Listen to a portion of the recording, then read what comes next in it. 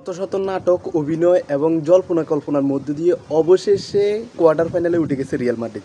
Atletico Madrid গড়ের মাঠে প্রথমেই যে শুরুটা করছে, যে গোলটা দিয়ে একদম 5 মিনিটের ভিতরে তারা যে রিয়ালের সাথে সমতায় ফিরছে, তখন কিন্তু রিয়াল মাদ্রিদ ফ্যান এবং রিয়াল মাদ্রিদের প্লেয়ারদের মনে যে একটা আতঙ্ক কাজ করছে, তারা কিন্তু ওই সময় থেকেই পিছিয়ে পড়ছে এবং অ্যাটলেটিকো মাদ্রিদ তাদের ডিফেন্সটাকে একটা দেয়ালে পরিণত করছে। রিয়ালের হাজার হাজার আক্রমণ তারা রুখে দিছে।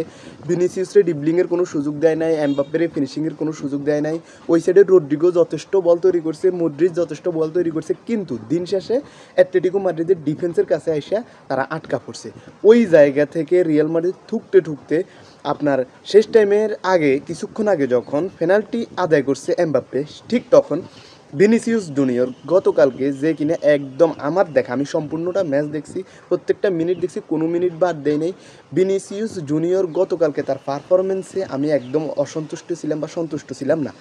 কারণ ছিল ভিনিসিয়াস জুনিয়রের কালকে খেলা দেখে মনে হইতেছিল যে তার একটা বাধা কাজ করতেছে, তার দিয়া হইতেছে না, এটাই স্পষ্ট। তারপরে অ্যানচেলত্তি কেন তারা এত টাইম খেলাইছে এবং গুরুত্বপূর্ণ পেনাল্টিটা তারা মারতে দিছে তার ওই রকম একটা সিচুয়েশনে। আমি এটা বলবো না যে ভিনিসিয়াস খারাপ, কিন্তু ওই গুরুত্বপূর্ণ সিচুয়েশনে কালকে ভিনিসিয়াসের অবস্থা যাচাই বাছাই করলে আপনি ওই রকম একটা সিচুয়েশনে তাকে দেওয়া উচিত হয় নাই।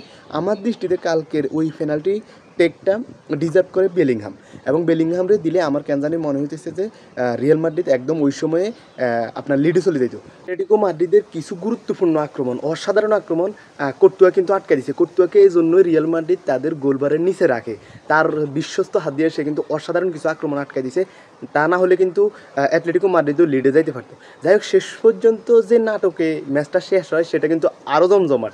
সেটা হচ্ছে আপনার পেনাল্টি শুট আউটে চলে গেছে খেলা। সেখানে প্রথমেই এমবাপ্পে, তারপর হচ্ছে বেলিংহাম অসাধারণ গোল করছে, তারপরে হচ্ছে আপনার এই রুডিগারও গোল করছে, কিন্তু বাস্কেস মিস করছে।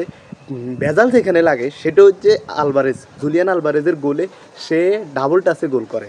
মানে প্রথমে যে পাটা সে রাখে ওইটা হালকা স্লিপ করে, বেচারার ব্যাড লাক বলতে হয় বা অ্যাটলেটিকো মাদ্রিদের ব্যাড লাক বলতে হয়, পাটা স্লিপ করে কিন্তু বলে হালকা বিন্দু পরিমাণ টাচ করে, যেটার কারণে তার গোল হয়, কিন্তু গোলটা বাতিল হয়। এবং ওই সুবাদে বলতে পারেন যে অ্যাটলেটিকো মাদ্রিদ নিজেদের ঘরের মাঠে নিজেরাই পিছিয়ে পড়ে এবং আবারও রিয়াল মাদ্রিদের কাছে তারা হেরে চ্যাম্পিয়ন লিগ থেকে বাদ পড়ে। এবং চ্যাম্পিয়ন লিগে তাদের জন্য রিয়াল মাদ্রিদ যে একটা বাধা, কালকে সেটা আটকা যাইয়াও আবার শেষ পর্যন্ত প্রমাণিত হয়ে গেছে।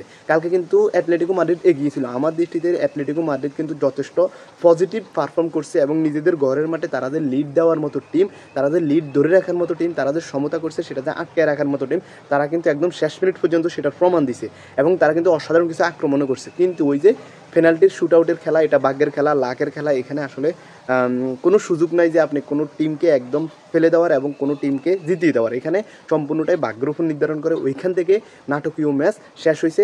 অভিনন্দন রিয়াল মাদ্রিদকে। টপ 8-এ দেখা হচ্ছে মেবি আর্সেনালের সাথে নির্ধারণ হয়ে গেছে। ধন্যবাদ সবাইকে।